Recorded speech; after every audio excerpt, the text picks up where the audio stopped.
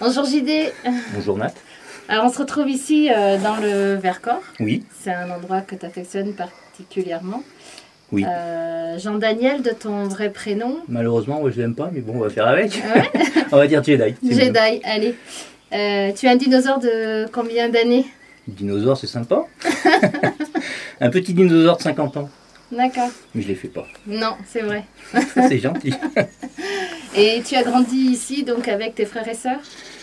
Pas dans le Vercors, mais on était de Grenoble, ouais. On était de Grenoble, mais par contre, j'ai passé énormément de temps dans le Vercors. C'était un petit peu mon fief en fait. Je venais ici pour y faire de la spéléo, des randos au ski, des randos au vélo, tout ça. Puis faire des photos aussi après, énormément de photos, de la macro, du paysage et tout ce qui est beau quoi. On pourrait dire que le Vercors c'est ta première maison? Ouais, c'est toujours ma maison principale. J'aime y revenir. Il change pas, donc par rapport à en bas où tout change, ici c'est la perfection. C'est paisible. Oui. Bah, t'as pu voir d'ailleurs, hein, c'est superbe. On montrera après le derrière, parce que là on est un petit peu dans un abri sous roche, Ouais. qui a une petite particularité pour moi, donc c'est vrai que je l'aime beaucoup. C'est un abri sous roche où je me suis retrouvé un petit peu coincé à un moment où j'étais venu faire des photos et je me suis pris un énorme orage, donc je me suis retrouvé là comme un con. Et bah, il m'a bien aidé quoi, donc c'est un coin que j'affectionne beaucoup, avec un autre endroit où on ira tout à l'heure, qui est derrière, Ouais.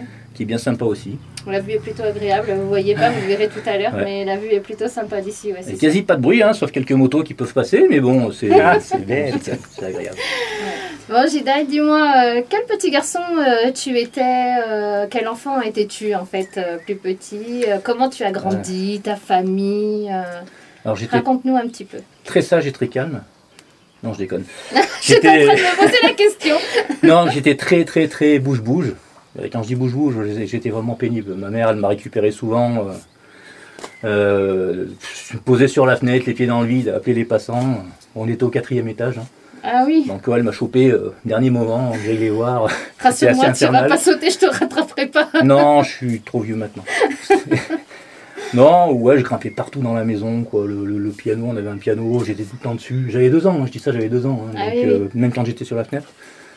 Il y a ça, je montais sur les secrétaires, ils basculaient, c'était Et quel secrétaire? des secrétaires avec des portes vitrées. Ah oui, Donc d'accord. je grimpais dessus, ça se pétait la gueule et moi j'étais coincé sous le secrétaire avec des bouts de verre partout. Ça, Mon Dieu. ça, le sèche-linge aussi dans la salle de bain qui faisait 2 mètres de haut.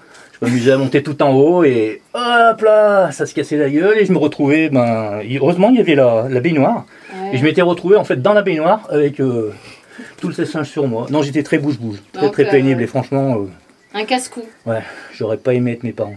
Ouais, non Ouais, plus. c'était... T'es toujours un peu casse-cou à 50 ans? non, je me suis bien calmé parce que je me suis tout cassé, donc j'y vais mollo maintenant. D'accord. Ça me retient un petit peu. Ça Les te genoux, il retient. n'y a plus rien, donc... non, j'ai été casse-cou jusqu'à 35 ans. Puis après, Ah, bien. on se calme un peu parce que ça fait mal quand même. Oui, oui, d'accord. Donc voilà. Et ta famille, raconte-nous un petit peu quel milieu. Alors, le milieu de ma famille, ouais, donc je fais partie d'une famille qui était très religieuse. Très religieuse. J'avais un grand-père qui était pasteur. J'avais un oncle qui était missionnaire, j'ai mon père et ma mère qui étaient directeurs d'une colo chrétienne, donc j'ai baigné là-dedans mais toute ma jeunesse. Ils étaient aussi, ils avaient aussi un groupe de chant, mes parents, et on faisait le tour de la France en fait, à faire toutes les églises et oui, j'ai connu énormément de villes en France, j'ai beaucoup voyagé, mais je connais que les églises, je connais pas les villes, enfin il y a un peu ça. Et à une autre époque, mon père s'était mis aussi dans une communauté chrétienne aussi qui regroupait le monde entier en fait. Et donc on a fait aussi tout le tour de l'Europe, toutes les grosses capitales en fait de l'Europe. Et pareil, je connais pas trop ces pays, je ne connais que les palais des congrès des coins, donc j'ai trop baigné dans la religion en fait. D'accord, et toi aujourd'hui la religion, alors ça évoque quoi pour toi? Ça évoque un refus complet. Un refus complet, non, je suis absolument pas religieux, je suis plus athée qu'autre chose. Et ouais, je pense que ça m'a un petit peu écœuré de tout ça. Puis non, je préfère, on a tous nos croyances, tout ça, et je pense que c'est bien de les vivre soi-même. Avec ses propres convictions. Exactement, voilà, tout à fait. Il n'y a pas besoin de rentrer dans des trucs pour... Tu vois ce que t'en penses? Ouais, je suis ton avis aussi. Voilà. Moi, la religion, pour moi, je respecte les choix de chacun. T'as vu, j'inverse. Maintenant, c'est moi qui t'interviewe. Oui, t'es en train de m'interviewer, là. Non, mais voilà, je pense qu'il faut... Voilà, il faut croire quand même en quelque chose pour essayer d'avancer. Mais après, croire, on n'a pas besoin de croire qu'il y a peut-être un Dieu ou des choses comme ça. On peut croire en l'être humain, croire en plein de choses, donc... On en reviendra un petit peu plus tard par rapport à tes enquêtes, si tu veux bien. Oui. On approfondira la chose. Ok. Bon, alors, on va parler un petit peu plus maintenant de ce qui nous amène aujourd'hui, c'est-à-dire le paranormal. Ouais. Le paranormal, il est entré à quel moment dans ta vie? À quel moment ouais. Je sais pas, parce que le para, c'est un petit peu le monde de l'inexpliqué, c'est pas forcément du spirit ou quoi que ce soit. Donc le monde de l'inexpliqué, est-ce que la religion est un peu inexpliquée quand t'es gamin, t'es dans une église et tu vois des miracles ou pas? On peut dire que moi, dès ma plus tendre jeunesse, j'ai un peu baigné dans toutes ces choses-là. Après, le para, comme on peut le dire maintenant, c'est tout ce qui est fantôme, entité, toutes ces choses inexpliquées. Je sais pas, franchement, je sais pas, ça fait très longtemps. T'as toujours ressenti un peu au fond de toi une attirance, ouais, parce que c'est de l'inexpliqué, c'est assez trippant, quoi, de pas pouvoir expliquer ce genre de choses. Donc ouais, c'est passionnant, ça donne envie d'aller plus loin. Donner des preuves, on n'ira pas jusque là parce que c'est trop compliqué, ça c'est pas possible, mais avoir des expériences là-dedans, ouais, c'est vachement intéressant. Est-ce que tu te souviens d'un moment particulier dans ta jeunesse ou au moment où justement, entre guillemets, le paranormal est entré dans ta vie, c'est un moment particulier qui t'a fait pousser à aller plus loin dans la rencontre du paranormal, de l'enquête? C'est pas dans ma jeunesse, c'est pas dans ma jeunesse. C'est arrivé plus tard? Ouais, c'est arrivé plus tard, c'est plus des expériences perso que j'ai eues, dans des maisons où j'ai habité d'ailleurs, où j'ai vraiment eu des expériences, on peut appeler ça des maisons hantées. Voilà, où il se passait des phénomènes en tout cas. Il se passait des phénomènes. Et c'est vrai que là, ouais, ça m'a vraiment interpellé, avec des bruits de pas, des choses qui bougent et tout ça. Donc ouais, là ça m'a interpellé. J'ai voulu peut-être un petit peu plus pousser. Là j'avais déjà un peu commencé mes enquêtes quand même. D'accord. Par rapport à des émissions de télé que j'ai pu voir, il y en a qui vont connaître un petit peu, du TAPS et tout ça à une époque, c'est très vieux.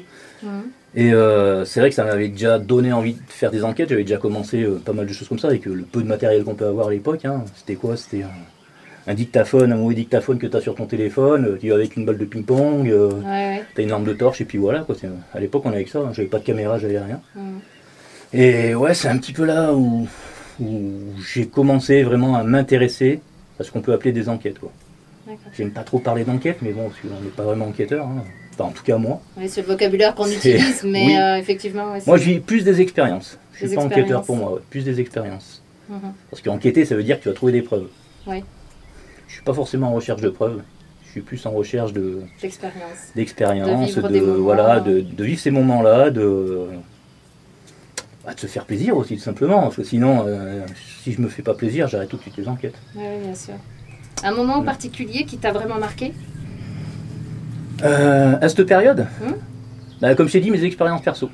Ouais, ça t'a vraiment marqué. Oui, parce que avec ce que j'ai pu vivre, je le raconterai pas parce que j'ai pas envie de me mettre en avant là-dessus. Non, mais bien sûr. Mais avec ce que j'ai pu vivre, oui, je me suis dit que de toutes les enquêtes, avant que je vive la même chose en enquête, Il en faudrait vraiment beaucoup. Donc c'est pour ça que j'arrive toujours en enquête tranquille, quoi. Détendu. Et je suis détendu et ça me dérange pas. Je suis dans mon milieu, quoi.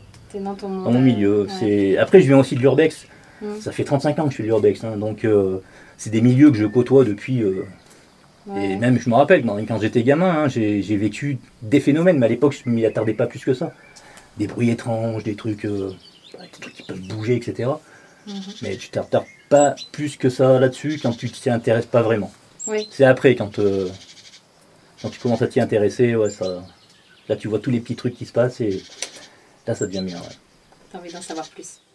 Est-ce qu'aujourd'hui, tu serais capable de me dire combien d'enquêtes tu as menées? Alors, je sais que tu n'aimes pas parler d'enquête, hein, mais on va parler non, mais on appelle ça quand même des enquêtes.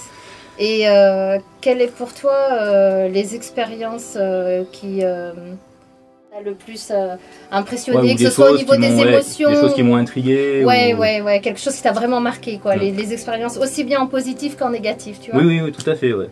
Alors déjà, le nombre d'enquêtes, ça fait quasi 15 ans que j'en fais, hein, donc c'est plusieurs centaines. Et parce que j'imagine que sur ta chaîne YouTube, tu mets pas toutes tes enquêtes. Oui, alors déjà, ouais, c'est bien d'en parler.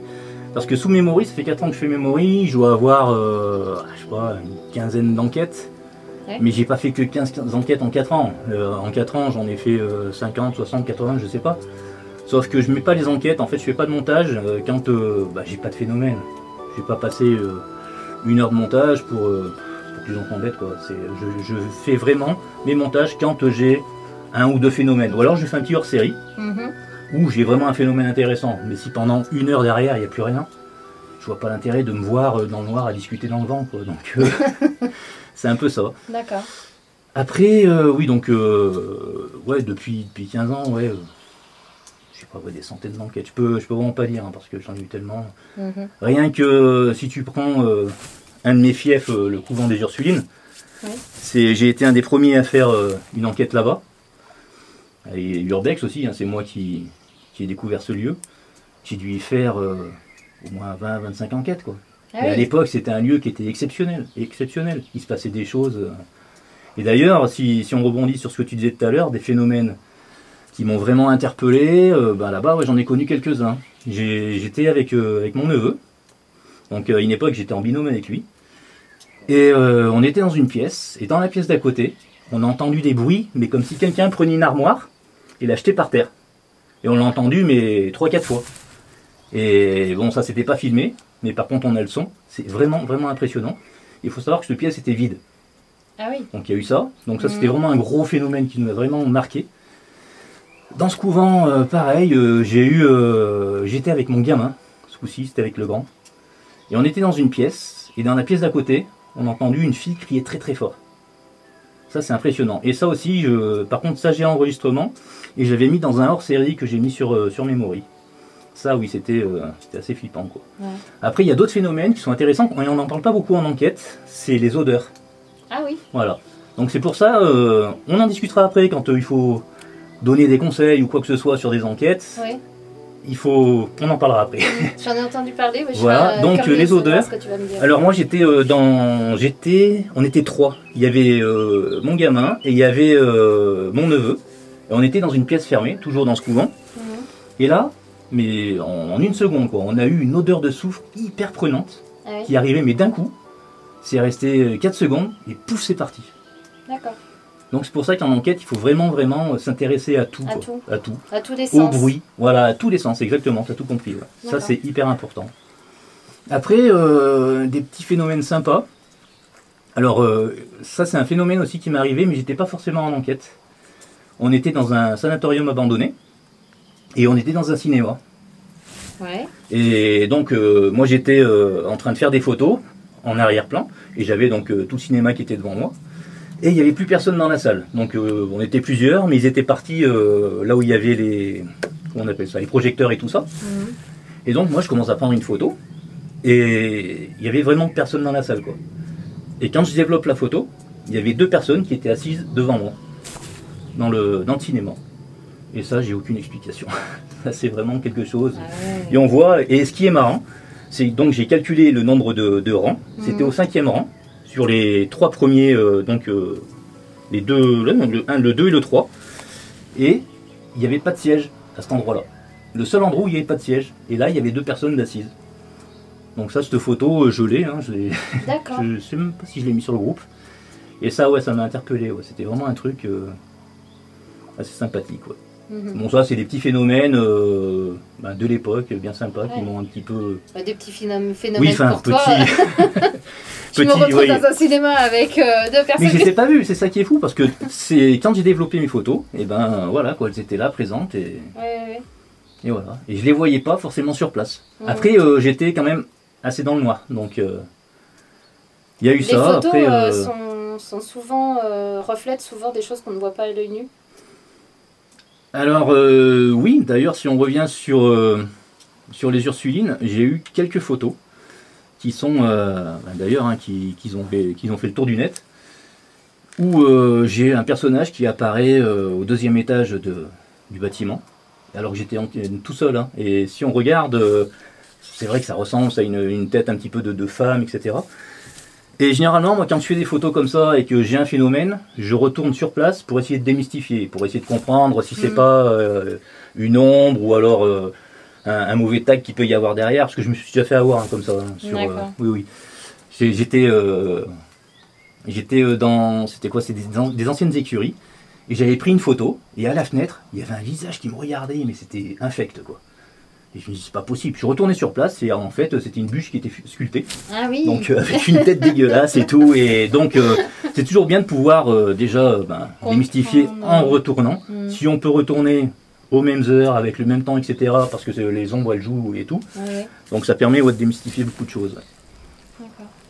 C'est ce qu'on apprécie d'ailleurs beaucoup dans tes enquêtes, c'est que tu donnes pas forcément une réponse à ce qui se passe, tu essayes toujours... J'essaye. Moi, des fois, j'ai pas de réponse, oui. Parce que bon, j'ai essayé de démystifier moi-même, j'ai pas de réponse, c'est pour ça que justement, je fais intervenir un petit peu le groupe, que ce soit sur YouTube ou sur Facebook, pour que ensemble, on travaille là-dessus et on essaye de trouver des idées, essayer de comprendre, de démystifier. Ou la photo, je fais plus trop de photos en enquête, c'est pas trop mon truc. Je préfère des vidéos parce qu'au moins ça bouge et si vraiment il se passe quelque chose, on le voit mieux, quoi. Parce que c'est pas évident, la photo, je le déconseille moi en enquête. Un truc, t'entends pas comme des vagues? C'est le vent, ça. C'est les arbres qui font... Oh, on dirait de l'eau. Depuis tout à l'heure, ça m'interpelle. On dirait des vagues. Au bord de la mer. C'est ça? Non, mais c'est le vent dans les arbres. D'accord. Ah ouais, c'est impressionnant. Je connaissais pas ce... la forêt, ça bouge. Hein. Je peux te dire quand t'es... vous coupez, là. Ah oui. Non, mais quand t'es en pleine forêt, en enquête, la nuit, etc. Ah oui, mais t'entends, mais des trucs... Et c'est là où la différence entre toi, finalement, qui fait attention, justement... Attends, on est en interview, là, ou pas? Ça peut, oui. De toute façon, ça filme, tu le feras après. Bon, alors, attends, on reprend. C'est là la différence entre toi, qui fait attention à tout, et des personnes comme moi, finalement, où on n'a pas cette expérience dans ce milieu-là. Et on irait enquêter dans un endroit un peu bizarre. Les moindres bruits, pour nous paraîtraient peut-être anormal, et pour toi... moi, c'est ce que je conseille, généralement, quand je fais une enquête. À la base, je fais toujours une pré-enquête. Et dans la pré-enquête, j'étudie la maison, j'étudie les bruits de la maison. S'il y a des volets qui vont claquer, etc. S'il y a des bruits de plancher, des portes qui bougent, etc. Le voisinage, sachant qu'après, la nuit, il y a moins de bruit. On n'a plus les oiseaux qui chantent, on n'a plus les chiens qui aboient, on n'a pas les bagnoles qui passent, etc. D'ailleurs, c'est pour ça qu'on fait l'enquête la nuit, hein. C'est pas parce qu'il y a plus de phénomènes. Hein. C'est pas du tout ça. Il y a autant de phénomènes la journée que la nuit. Non, la nuit c'est juste pour être tranquille et au calme et voilà. Rien à voir avec les phénomènes. Parce que moi j'ai fait des pré-enquêtes, mais c'était des phénomènes de taré, quoi. Et en pleine journée. Donc non, ça n'a rien à voir. Voilà. Et on était en train de parler de bruit, pour revenir un petit peu juste au début, je ne sais pas si ça sera coupé ou pas, parce que j'étais justement en train de dire à JD qu'on est seul, là, au milieu du Vercors, et depuis tout à l'heure, on discute, et j'ai comme l'impression d'entendre des bruits de vagues ou d'eau, et en fait, voilà, JD était en train d'expliquer que, effectivement, le vent... la nature elle bouge, hein, donc la forêt c'est hyper vivant, on entend des trucs qui sont exceptionnels, comme je disais aussi, quand on fait des enquêtes de nuit en forêt, il faut se méfier énormément des bruits et tout ça. Parce que tu as l'impression qu'il y a quelqu'un qui marche à côté de toi, mais quand tu es dans le noir complet, c'est peut-être un sanglier qui passe à côté. Oui, c'est ça. Il faut ou même un écureuil, ça va faire un bruit de taré sur des feuilles mortes. Hein, donc c'est exceptionnel. C'est exceptionnel. Après, si je rebondis sur ce qu'on disait tout à l'heure aussi, donc sur des petits phénomènes qui m'ont marqué. Oui. C'était un jour, j'étais avec mon ami, et on était en train de faire des photos c'était dans un ancien pensionnat. Ouais. Et donc moi j'étais dans le bâtiment qui était à côté de l'église et je prenais des photos dans une chambre. Et donc mon ami était en bas, normalement c'est ce que je pensais, était en bas dans la cour en train de faire d'autres photos. Donc moi je prends mes photos tranquillement, une belle armoire, tout ça. Et derrière moi j'entends bouh. Et là je me dis mais c'est quoi cette affaire quoi. Je me dis ouais, ça doit être mon ami, il me fait un coup juste pour m'emmerder et tout. Et donc je regarde un peu dans le couloir comme ça. Puis bon je vois personne, je dis bon allez. Elle m'a taquiné, allez, je continue mes photos, c'est pas grave. Donc je continue mes photos et tout. Et 5 minutes après j'entends bouh. Et là je me dis mais elle me taquine, c'est pas possible. Donc je regarde comme ça, rien du tout. Et là je me dis allez, je vais la voir. Je me mets dans le couloir comme ça et ça faisait un angle droit. Et t'avais un autre couloir qui partait. Donc je me cache comme ça, je me dis elle a dû se cacher derrière comme ça. Et je me mets comme ça. Et là, dans l'angle, j'entends bouh. Et là je regarde, il n'y a personne. Je dis c'est quoi l'embrouille quoi. Donc j'étais à l'étage, je descends en bas. Et je regarde, personne et tout. Il n'y avait qu'une seule entrée dans ce bâtiment. Donc je sors par cette entrée. Puis je la vois en plein milieu de la cour et tout, en train de prendre des photos et tout. J'arrive vers elle, je lui dis, oh, t'arrêtes un peu s'il te plaît, c'est bon. Elle me dit, mais de quoi? Je lui dis, mais c'est toi qui m'as fait boue là-haut. Et là, elle me dit, bah non, ça fait une demi-heure que je fais des photos ici. Là, je la regarde, t'es sûr? Je dis, bah oui. Donc là, je me retourne, je regarde le bâtiment, je me penche, je prends une barre de fer. Je dis, bon allez, on va voir qui c'est, parce que là, c'est obligé, c'est quelqu'un. C'était vraiment un bout, mais ça faisait comme une voix de femme en fait, c'est ça qui était bizarre. Je me dis non, mais là il y a quelqu'un qui est dans le bâtiment et qui me taquine quoi. Et je rentre dedans, il n'y avait qu'une seule entrée, donc voilà, et je fais toutes les pièces de A à Z, pas un chat. Donc j'ai eu cette expérience-là. Et une autre fois, j'étais avec un autre groupe que j'avais monté, et il y avait donc une fille et un garçon qui étaient avec moi, et on va faire donc une enquête dans ce pensionnat. Et je leur dis, bah écoutez, c'est sympa, moi j'ai eu quelques petits phénomènes dans cette chambre, donc on va aller se placer là-bas, et on va faire une petite séance de PVE. Donc on commence et tout, machin, on pose 2-3 questions. Et à un moment, je me dis, bah tiens, on va essayer un truc. Et je pose la question, est-ce que vous pouvez refaire le bruit que vous avez fait la dernière fois quand j'étais tout seul dans le bâtiment? Et là, pas manqué, 2 secondes après, bouh! Ah, c'était vraiment impressionnant. D'ailleurs, j'avais mon pote qui était en face de moi, qui était dos au couloir. Il s'est retourné, mais d'un coup, comme ça. Comme croyant qu'il y avait vraiment quelqu'un derrière, et pas un chat quoi. Et ça, ce bout d'ailleurs, j'en ai fait un hors-série qui sur ma chaîne YouTube. Et ce bout-là, ce qui est marrant, c'est qu'un jour, on part à un château que tu connais, le château en ruine. Et on était, donc elle était elle à l'intérieur, mon ami était à l'intérieur, et moi j'étais à l'extérieur du château. Et on était mais vraiment seul au monde. En plus, il y avait du brouillard et tout. C'était un temps mais magique pour l'ambiance. C'était vraiment magique. Un décor de film. Et donc, à un moment, je longe le château. Et j'entends par une fenêtre, bouh! Pareil, le même truc. Je me dis, non, ça c'est elle. C'est mon ami qui me taquine et qui veut me faire le coup et tout. Parce qu'elle est à l'intérieur du château. Donc, je vais la voir et tout.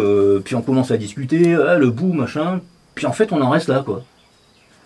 Et donc on termine nos trucs et après à un moment on rentre et dans la voiture on en rediscute et je lui dis alors bon, c'est toi qui as fait le bout quand même dans le château. Elle me dit non mais moi aussi j'ai entendu un bout qui venait du bout du couloir, exactement là où je l'avais entendu.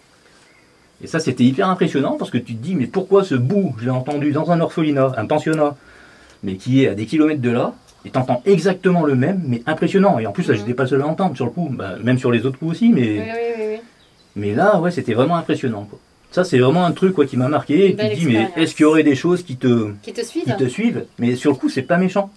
C'est ça qui est marrant. Et d'ailleurs, dans ce château-là, c'est là où j'ai refait une enquête après.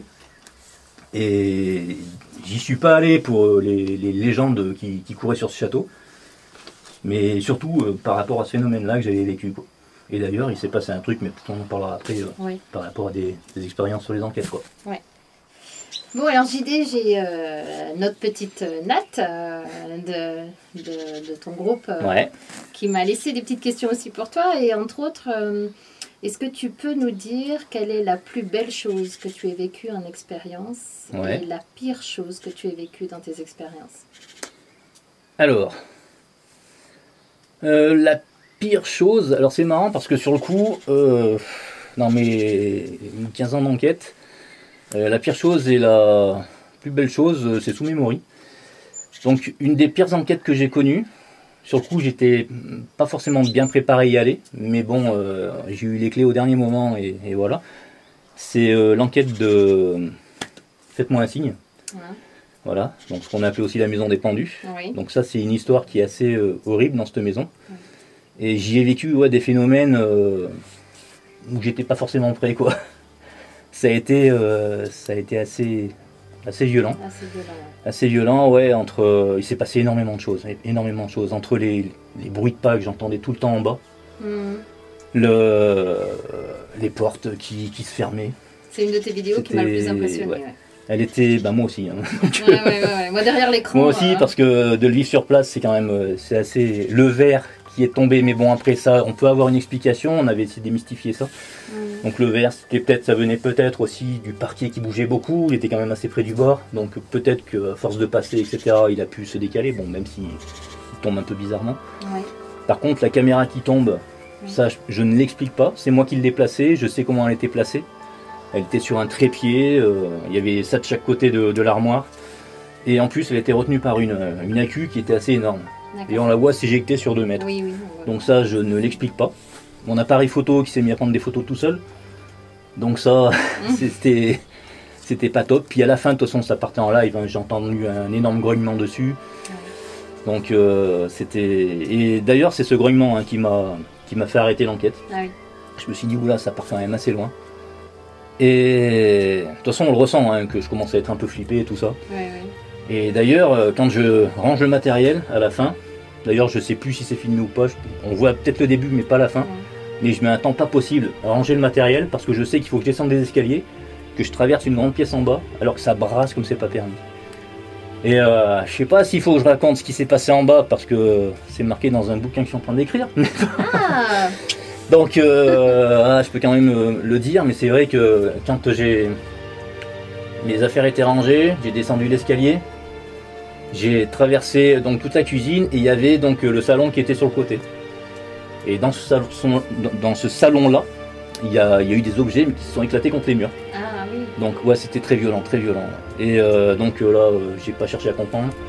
Au début, je voulais continuer l'enquête en bas, mais c'était tellement parti en live que il fallait que je parte. J'étais pas bien, de toute façon, dans cette maison, et je m'étais dit, bon, peut-être qu'un jour, je pourrais y revenir. Malheureusement, non, parce que maintenant, elle est réhabilitée. Elle est réhabilitée. Ouais. Là, il y a des gens qui y habitent. Pas de bol.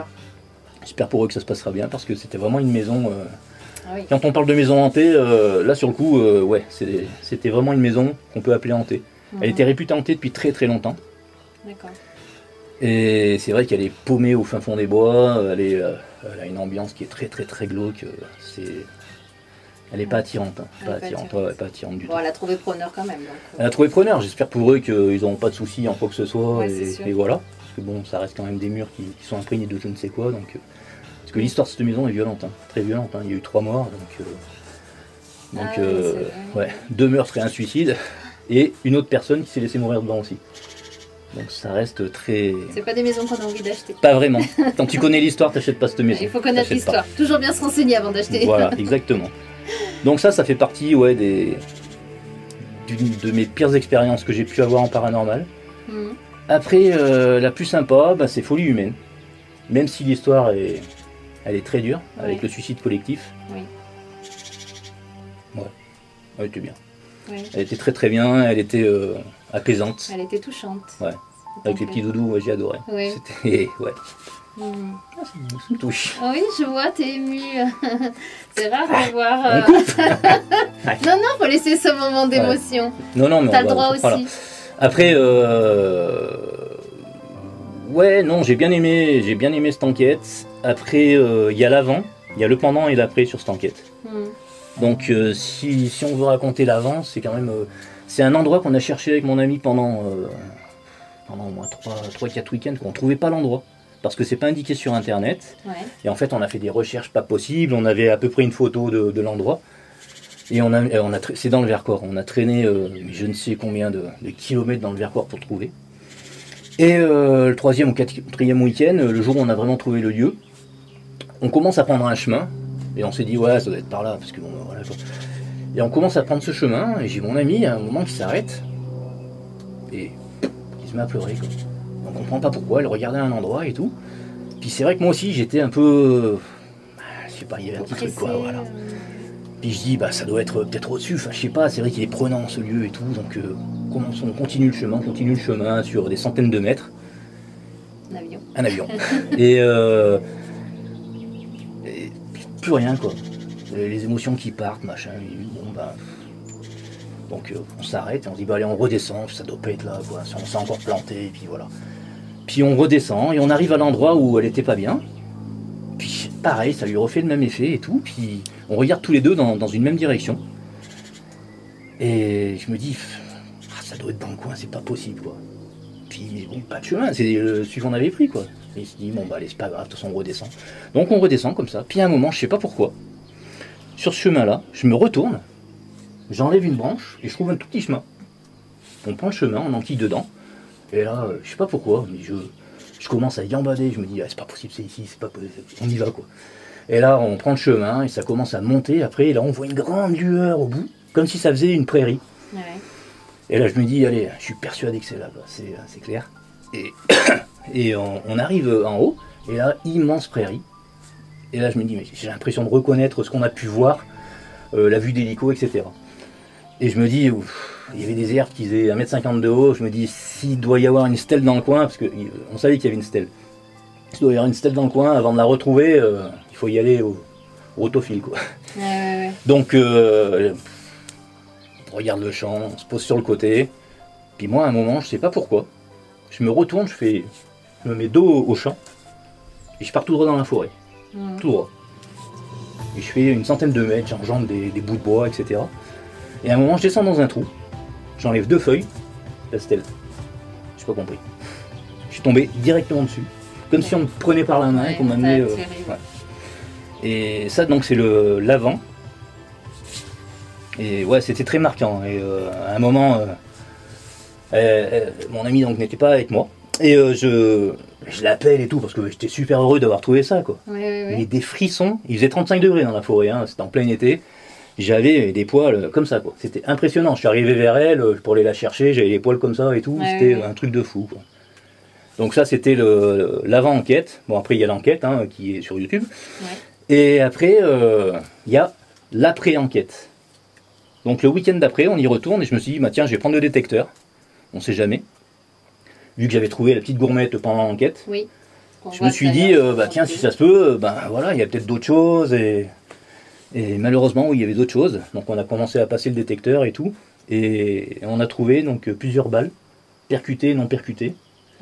Et exactement aux endroits où étaient les gamins. Donc ça choque. Donc ça, ouais, ça m'a vachement remué. Et ouais, je crois que c'est une des enquêtes qui m'a le plus retourné. Ouais. C'est vraiment... Ben voilà, quoi. C'était très touchant. Après, qui peut pas être touché par... Oui, c'est sûr. Par cette histoire, quoi. C'est sûr. Parce que même que tu nous la racontes là... Ouais. Voilà. C'était, tu vois, bah moi ça faisait pareil, là-haut, quoi. C'était vraiment... Et ce qui est marrant, c'est que tu vois, on est ici, et le lieu que je suis en train de te parler, il est à 1 km de là, quoi. C'est vrai? Ouais. Il est à 1 km de là, dans la forêt. D'accord. Qui amènera un jour. Avec plaisir. C'est un lieu qui est rempli d'émotions. Ouais. Ah voilà. Bon, on va changer de coin. On va changer de coin. Ça va être plus sympa. Au soleil maintenant. Ça va être joli ici. Là, regarde là. On va se mettre là. On continue à blablater. Voilà, on a changé un petit peu de lieu. Le paysage est toujours aussi magnifique, vu sur le Vercors. On est sorti de notre grotte. On est sorti de la grotte, ouais. C'est splendide. Ouais, c'est beau, ouais. Il y a le soleil qui va arriver. C'est magnifique. Avec des orchidées sauvages, vous pouvez regarder, ouais. Elles sont magnifiques. Je ne laisse pas l'écraser, la peau. Bon, JD, on continue un petit peu notre interview. Ouais. On est toujours aussi impatient de voir tes enquêtes et explique-moi quel est le but pour toi de faire ces enquêtes-là. Comment tu t'y prépares? Quelles sont les conditions pour que tu réalises une bonne enquête? Et si tu as des anecdotes autour de ces enquêtes? C'est beaucoup, hein? Ah, ça fait beaucoup, ça fait plein de questions. Je t'ai dit, j'avais plein de questions. Alors attends, on va commencer par le début. Allez, vas-y. Donc c'était quoi le début? Donc pourquoi je fais ces enquêtes? Oui, quel est ton but? Alors mon but, c'est pas d'avoir des preuves, c'est ce que je disais tout à l'heure. C'est des expériences Des expériences parce que ce milieu me fascine par rapport à tout ce que j'ai pu vivre dans ma vie. Donc c'est vraiment des expériences que j'ai envie de vivre. C'est comme ça, de toute façon, que j'en parle sous mes vidéos et c'est pas autrement. Tout simplement. Après, ton autre question, c'était... je sais plus. Quelles sont les meilleures conditions pour toi pour réaliser une bonne enquête? Alors les meilleures conditions, déjà le temps. Oui. Non, c'est vrai que de partir, si on va déjà partir sur la météo, toutes ces choses-là, c'est vrai que de faire une enquête quand il y a de l'orage ou quand il y a de la pluie, toutes ces choses-là, ça te casse énormément de choses, hein, que ce soit au niveau des PVE, tout ça, tu perds un maximum de trucs. Donc si on peut parler de météo, ça c'est pas top. Après les conditions, il y a les conditions humaines aussi. Moi quand je suis pas bien, je pars pas en enquête. Est-ce que JD est pas bien? Ça m'arrive. Ça m'arrive. Non mais voilà, tu peux avoir un coup de blues, voilà, on a tous notre vie, voilà, on est humain, etc. Donc on peut tous avoir une baisse de morale. Et voilà, moi je préconise de ne pas partir en enquête quand t'es pas bien dans ta tête. Parce que tu vis quand même des phénomènes, quand il y en a, hein, évidemment, qui sont quand même assez spéciaux. Et ça pique ici. Ah, t'as vu, c'est les fourmis. Et il faut être très très très bien dans sa tête. Très très très bien dans sa tête. Autant tu as des enquêtes où il se passera pas forcément grand chose. Et bon, même si t'es pas top, ça peut passer. Mais s'il commence à y avoir quelques petits trucs, faut être réceptif. Hein. Ouais. Moi, c'est ce qui m'est arrivé par exemple dans Folie Humaine où au début, j'étais super bien préparé, il n'y a pas de souci. Et je commence à installer le matériel et je me suis fait pousser sur 3 mètres, j'ai failli m'étaler dans les rochers et ça m'a quasi pas perturbé, quoi. Je suis reparti, je dis allez, ça y est, ça commence. Ah oui. Là où d'autres auraient seraient partis en courant. J'ai repris mon matos, j'ai continué l'installation et d'un coup, je m'étais dit oula, l'enquête elle commence bien, si ça continue comme ça tout le long ça va être chaud. Et en fait ça a calmé tout de suite, quoi. Ah oui. En fait, quand j'arrive en enquête, c'est comme si j'arrivais chez quelqu'un, quoi. C'est aussi simple que ça. Tu dois être clean, tu dois être... voilà, si on parle de comment arriver dans une enquête, il y a le respect, il y a toutes ces choses-là du lieu, ça c'est très important. C'est très important, je pense, le bonjour, le au revoir, Mhm. le respect du lieu là où tu es. De tout ce qu'il peut y avoir à l'intérieur. Exactement, ça c'est clair. Le respect de la vie qu'il y a pu avoir à l'intérieur. Ouais. En parlant d'anecdotes, d'ailleurs, comme ça on rebondit, c'est plein de fourmis. Regarde, on rebondit. On se fait attaquer par les fourmis. On rebondit sur les anecdotes. Et ça m'est déjà arrivé d'arriver dans une maison abandonnée, c'était le bordel, j'ai rangé. Je sais, je suis grave. Mais, voilà, je me suis dit, j'ai fait le ménage. Et ouais, ça m'est arrivé. Ça fait partie des petites anecdotes bêtes et méchantes. Là, je suis comme ça, hein, donc j'aime pas le désordre. Ah oui. Non, puis en plus je suis photographe et quand j'arrive dans des lieux abandonnés, si je peux mettre 2-3 petits objets en place pour que ce soit mignon, joli, t'as déjà pu me voir. Oui, hein, tout voilà. à fait. C'est ta petite touche perso, c'est ma petite touche perso. Voilà. C'est la marque de JD. Et je remets un petit peu en place les objets et je refais tout joli et je refais la déco. On m'appelle Damido, quoi. Donc c'est un peu ça. Non, sinon une autre anecdote, je parle beaucoup. Hein, Vas-y, j'adore moi. Vas-y, j'adore. Une autre anecdote dans Folie Humaine d'ailleurs. Et alors celle-là, elle m'a fait triper. J'étais donc en pleine séance PVE et tout, puis à un moment je demande est-ce que vous avez moyen de me faire un petit bruit pour communiquer, etc. Et là j'ai entendu un mulot éternuer. Et c'est marrant à entendre, hein, parce que Ouais. oui, ça c'est. Ah oui, c'est pas commun. Non, c'était pas commun et c'était un mulot. Donc ouais, ça j'ai trouvé ça super fun. C'était le côté mimi quand tu es en enquête. Là, sur le coup, c'est les enquêtes un petit peu en forêt et tout ça, il y a une ambiance qui est terrible, quoi, qui est terrible, et t'as plein d'anecdotes comme ça, avec des rencontres d'animaux ou autres, ça c'est fabuleux. Donc voilà un petit peu sur le côté anecdote, tout ça. Après, je vais pas en raconter 50 000 parce que sinon... Il faut en garder un petit peu pour ton livre, parce que je sais pas si vous avez entendu tout à l'heure, mais il me semble t'avoir entendu dire qu'il y avait un livre en préparation. On en reparlera peut-être à la fin de l'interview. Dans les projets Memory. Ouais. Dis-nous un petit peu... Comment, alors nous on voit voilà, tes enquêtes toutes montées avec les effets sonores et tout, mais avant tout ça, explique-nous comment tu te prépares avant d'aller à une enquête. Comment tu te prépares? Alors, Et je vais te poser juste d'autres questions et après je te laisse tout nous dire. d'accord. Comment tu te prépares et est-ce qu'il y a des lieux en particulier où tu aimerais mener une enquête Ouais, et pourquoi? ok. Alors ouais, j'ai un gros rituel. Ah, un Ah, ça rituel. t'étonne, hein? Ah oui, oui. Ouais. Je m'attendais pas à ça. Ouais. Ouais. Eh ben, je me pose tranquillou dans un coin et j'écoute de la musique. C'est vrai? Et c'est tout. Et j'ai une musique en fait qui me suit au moins depuis 3-4 ans. Ouais. Et chaque fois que je pars en enquête, je l'écoute et elle me détend la tête. Et bah, ça fait un bien fou quoi. Et Bah, t'as besoin de ça. tiens, je mettrai un petit bout de cette musique. Et j'ai besoin de ça, ouais, parce que ça me libère la tête et je pense plus à rien. Ouais. Et c'est le seul rituel que j'ai. D'accord. Non, je suis pas très tout ce qui sert pour la soupe, la sauge et ces machins. Ouais. C'est pas trop mon truc et non, moi je suis très simple, très simple et comme j'ai toujours dit, hein, Donc le matériel Il y a est chargé, les sacs Voilà. sont faits. oui. Alors ça, moi j'ai ma checklist. Hein. D'accord. Je Tu prépare suis une mon checklist, matériel ouais. et en fait, je prépare mon matériel tout en me disant, je ne sais pas sur quoi je vais tomber. Donc en fait, je prends toujours Le un maximum. maximum de matériel pour que ça corresponde au lieu. D'accord. C'est pour ça que je pars toujours souvent avec 2 sacs, ça m'est arrivé 3 des fois. Ouais. Et j'ai j'ai 25 kg de matos quoi chaque fois. Donc D'accord. quand la maison ou le lieu est pas très loin, ça va. Mhm. Mais ça m'est déjà arrivé d'avoir des maisons qui étaient paumées au fin fond de la montagne, où tu avais 1 heure de marche et voilà quoi, ça pique, surtout quand tu arrives dans cette maison et que tu peux pas y rentrer parce que c'est entouré d'un enclos et que tu as une quinzaine de chevaux dedans. Qui Ouais. sautent dans tous les sens. D'accord. Mais bon, bah, tu prends des photos et tu repars. D'accord. Avec tes 20 kg de matos. Ouais. C'est le côté sympa. Des lieux, ouais, j'aimerais. Alors, moi, un des lieux qui me ferait vraiment triper, c'est des châteaux en Écosse. Ça, Ah, c'est vraiment. ouais, Voilà, l'Écosse. ouais, ça, c'est des lieux magiques pour moi parce que j'adore les châteaux.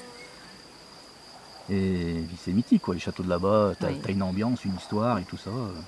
Même si tu n'auras pas forcément des phénomènes, ne serait-ce que voilà, de se faire plaisir là-dedans, L'Écosse. ouais, c'est parfait, quoi. C'est parfait. Toutes ces histoires, ces châteaux. Exactement. Ouais, c'est Voilà. Donc ouais, ouais, ça serait un de mes délires. Après d'autres lieux, un lieu qui m'attirerait. Et on en avait parlé, je crois aujourd'hui. Bon, je sais plus si c'était avec toi. C'est la maison d'Amityville. Je Ah rêverais, oui, on en a parlé tout à l'heure. je rêverais d'y passer une nuit complète en solo.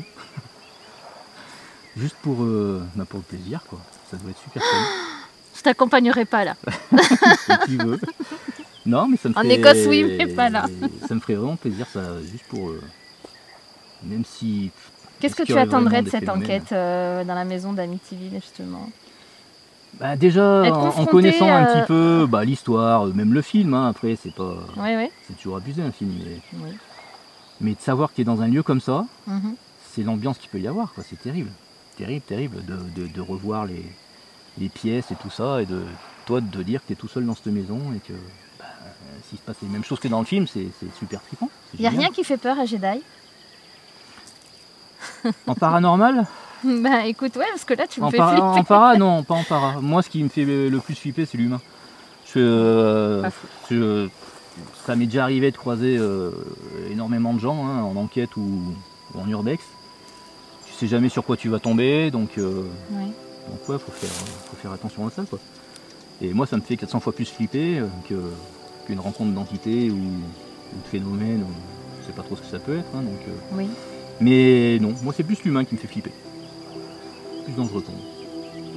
Après, plus dangereux faut en parler, parce que moi j'ai, si on rebondit tiens, d'ailleurs sur les anecdotes, j'en ai croisé hein, des gens, et un jour, j'étais dans un manoir, et je fais donc les 2 étages du dessus et tout, et je vais redescendre, et je me dis, bah, tiens maintenant je vais faire les pièces du bas.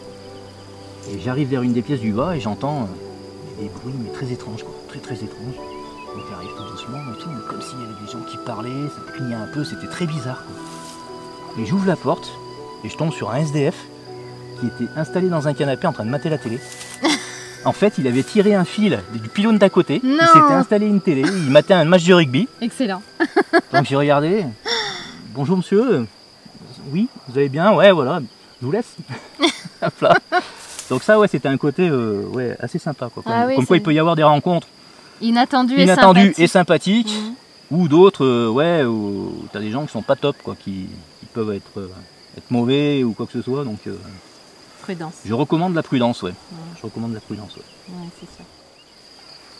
Alors Jedi, il voit comment le paranormal et quelle définition tu donnerais au paranormal? Une définition Ouais. très compliquée parce que le paranormal, en fait, tout le monde va le mettre maintenant sur le côté spirit. Oui. Alors que le paranormal, si on prend l'explication dans le dictionnaire, c'est juste de l'inexpliqué. Donc moi je vais rester, allez on va parler quand même para, Rationnel. mais inexpliqué. Et en fait je le définis plus, pas forcément esprit, mais pourquoi pas. Mhm. Par contre ça peut être mais tout ce qu'on veut, on ne sait pas, de tout on n'a aucune preuve. Hein. Donc ça peut être des ovnis, ça peut être un monde parallèle, ça peut être un voyage temporel, pourquoi pas, on ne sait jamais. Les gens viennent te voir en voyage temporel, etc. Ça peut être le hasard. On n'en parle pas trop du hasard, mais bon, voilà, il peut jouer énormément. Donc, ouais, moi je n'oublie pas tout ça. Mhm. Même si c'est vrai que quand on arrive dans une maison, on a plus tendance à s'intéresser à l'histoire du lieu et à se dire, tiens, peut-être que c'est ceux qui habitaient ici avant, qui ont peut-être se manifester ou autre, enfin, etc.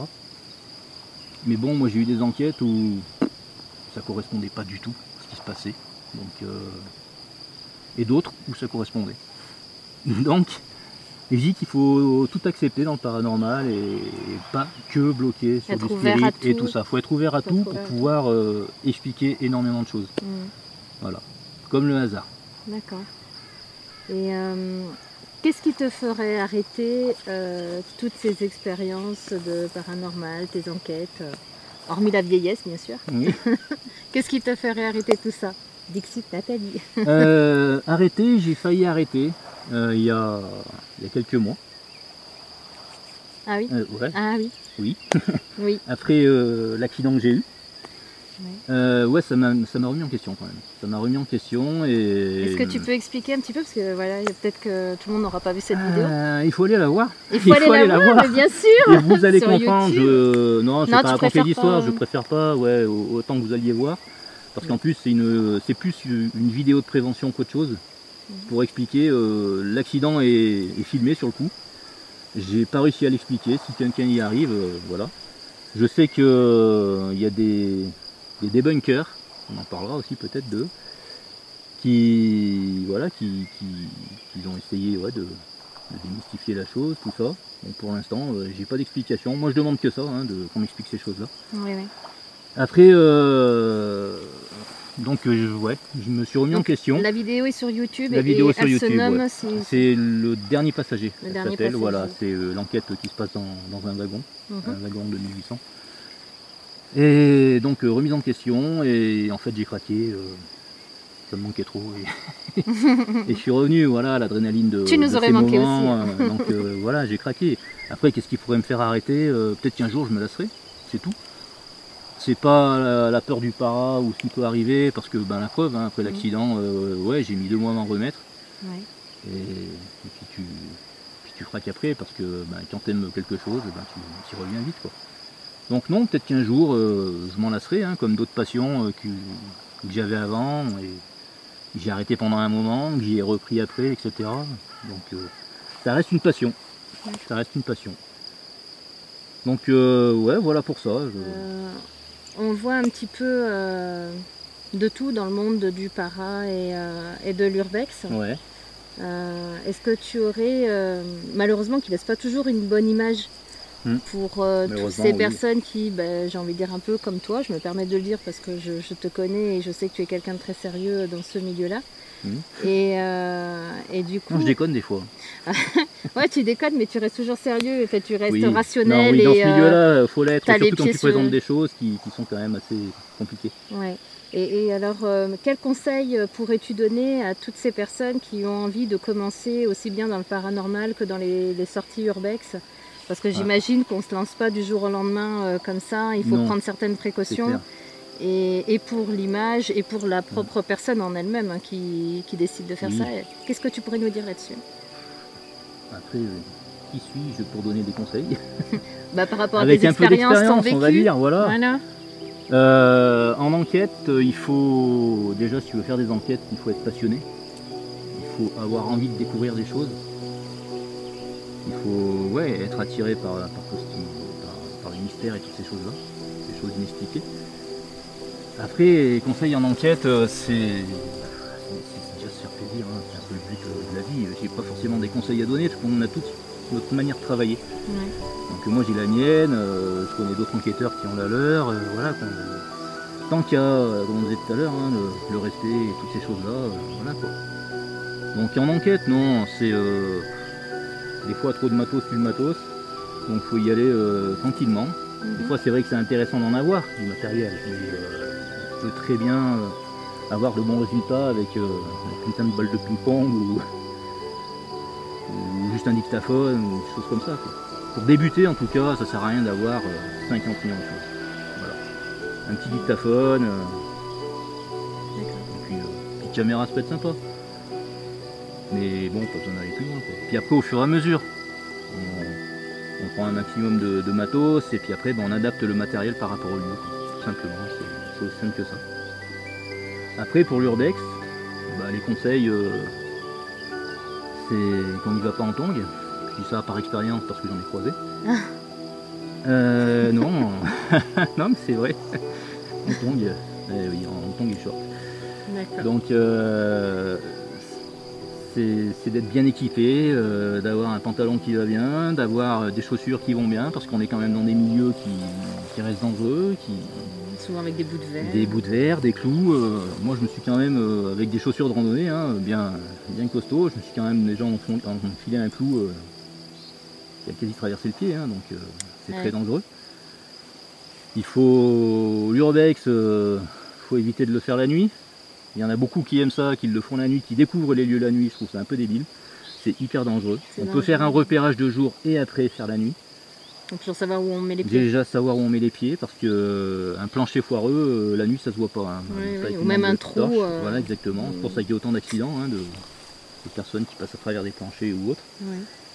Donc voilà, l'équipement c'est être bien protégé, avoir petite paire de gants aussi dans le sac, c'est toujours sympa. On ne sait jamais, parce qu'il y a des produits qui peuvent être dangereux, etc. Un masque, ça peut être aussi intéressant de temps en temps. Ouais. Ça dépend, parce qu'il y a des usines où il y a des produits encore, hein, donc il faut faire gaffe à ces choses-là. Ouais. Et puis voilà quoi, après... J'ai envie de rajouter quelque chose, tu me contredis si... Vas-y. Il faut éviter d'emmener les enfants. Ah, ça... Malheureusement on en voit. Oui. Voilà, on ne les amène pas n'importe où. Moi j'avoue que j'ai déjà amené mes enfants. Mais je choisis le lieu. Selon l'âge aussi, n'importe où. Selon, voilà, exactement. Il y a plein de choses à faire attention. Mais exactement, voilà. Ça pour l'urbex encore on peut en amener, mais dans des lieux qui restent quand même assez clean. Pas de risque. Voilà, le trop de risque possible. Ouais, les enquêtes pour moi c'est niette. Je n'amène pas de gamins. Donc ça on n'en parle même pas.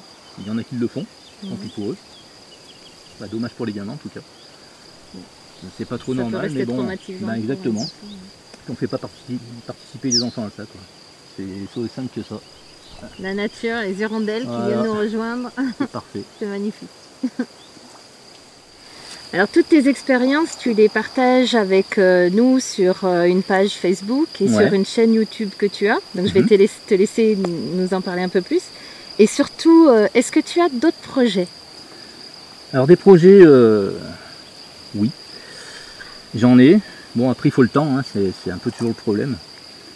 Je vais déjà le faire cette année, mais bon là sur le coup c'est compromis, donc j'aimerais bien le faire à partir de l'année prochaine et faire pour Memory, partir une semaine à l'étranger, chaque fois changer de lieu. Ah oui. Et faire en fait ce que je fais maintenant dans Memory, je fais des vidéos un petit peu sur des découvertes insolites et des vidéos sur mes enquêtes quoi. Donc mêler les deux pendant une semaine. Par exemple je voulais cette année, mais bon on n'a pas pu le faire, c'est partir une semaine en Écosse et me faire 3 enquêtes dans 3 châteaux différents, plus des découvertes insolites du lieu, etc. Et faire sur le coup plus des vidéos qui sont sur le voyage sur la nature et toutes ces choses-là, quoi, sur les vieux châteaux, toutes ces... Donc ça peut être super intéressant aussi, de pouvoir ne pas que mettre de l'enquête en fait sur cette chaîne, quoi. Changer un petit peu. Après, des projets, oui, j'ai cette année, c'est cette année que je l'ai fait, je sais plus, j'ai fait une fiction. Et j'ai en projet de faire, j'ai trois autres scénarios. Donc, il faut que je trouve des acteurs. Je cherche des acteurs. Pour, Ils peuvent te laisser un message sur oui, YouTube. Voilà, après, le problème, c'est que ça se passera déjà dans ma région. Et bon, je peux pas aller à droite à gauche, hein, oui, ça c'est clair. Et puis après, faut trouver le temps, quoi. Le problème, c'est que ça va pas se faire en une journée, ça va se faire sur plusieurs journées, cette fiction, donc ouais, ça va être difficile. Voilà, puis après, continuer mes découvertes insolites aussi que j'ai commencé. J'en avais commencé une autre il y a quelques semaines, mais j'ai jamais trouvé le lieu. J'ai tourné dans la forêt pendant 3 heures, 3-4 heures. Et il faut que j'y retourne pour faire la deuxième partie. Mais bon, voilà quoi. Faut le temps, puis en ce moment, il y a même le temps qui va pas, donc encore aujourd'hui on a le soleil. Ah oui. Mais bon, entre les orages et tout ça, voilà quoi. Voilà. Et ton livre Tu veux pas en parler ici? Si, non mais mon livre en fait ça va reprendre un petit peu, c'est un peu une biographie. Ça va parler de moi, de ma jeunesse et comment en fait je suis arrivé au paranormal. Voilà. Donc ça va être toute l'explication de mes expériences perso. Ouais. Et ensuite je vais continuer sur mes plus grosses enquêtes en expliquant un petit peu l'avant, le pendant et l'après. Donc mes ressentis et toutes ces choses là, donc pour approfondir un petit peu tout ce que j'ai pu vivre, quoi. Ouais, d'accord. Donc là ouais, c'est un très très gros boulot, quoi. Ouais, donc là j'ai déjà commencé à faire toute ma jeunesse. Voilà.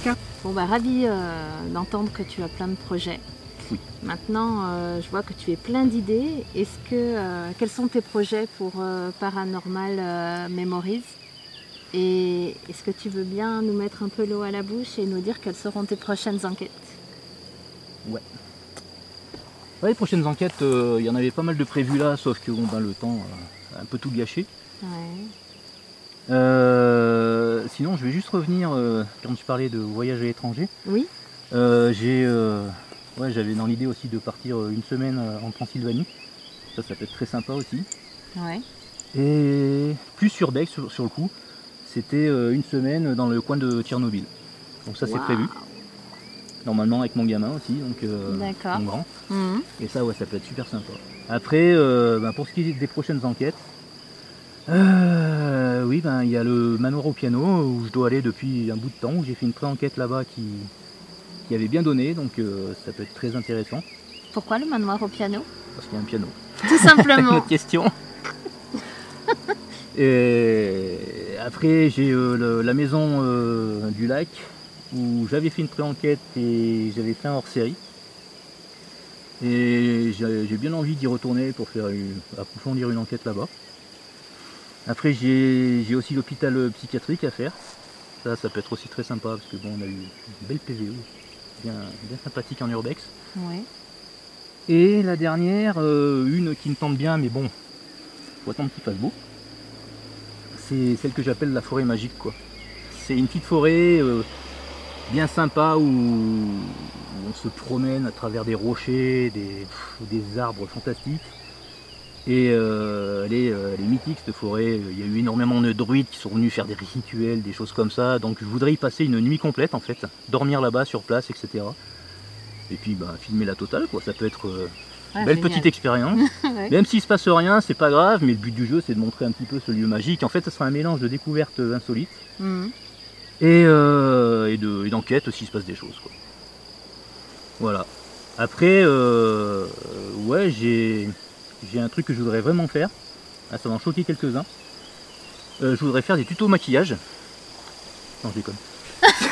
J'ai commencé. Là, tu m'as fait flipper. Mais pourquoi pas, pourquoi pas. On peut rester dans le paranormal là-dedans. Oh oui, bien sûr. Non, mais voilà, quoi. Je crois que... On sait jamais, des tutos aussi pour la bouffe et tout ça. Ben oui, Voilà. bien sûr, tout est... Mais Maury peut partir sur tout. Surtout. Et Maury, maquillage, make-up, ça peut être sympa. Ouais. Bon, Voilà. bah, je crois qu'on arrive au terme de cette petite Ah, interview. je crois aussi, hein, on a eu de la chance, il a fait beau, Ouais, c'était super agréable. le paysage magnifique. Ouais. Voilà, j'avais envie de te connaître un peu plus, donc ces questions m'ont permis de te découvrir davantage. Ouais, il nous fait du bruit lui. Et oui, bah, il a le droit aussi de se promener. Ouais. Et bah, je te remercie d'avoir c'est moi qui te consacré remercie. ce petit moment. J'espère que bah, ça aura répondu à pas mal de vos questions à vous aussi. Si vous en avez d'autres, en Eh mais dessous, oui. hein, sous la vidéo, allez-y, moi je réponds, il n'y a pas de souci. Ouais. Et bah, je suis contente d'avoir fait une enquête avec toi. Ouais, mais on en refera une. hein, de Et toute c'est façon, ce que et j'allais dire. J'espère que nous Voilà. aurons l'occasion Oui, d'en ouais, faire voilà. d'autres. Et Ouais. voilà. ça sera bien Merci sympathique. Jedi. Bah, merci à toi. Coupé. Voilà, voilà. Ça, c'est fait. Ça, c'est fait.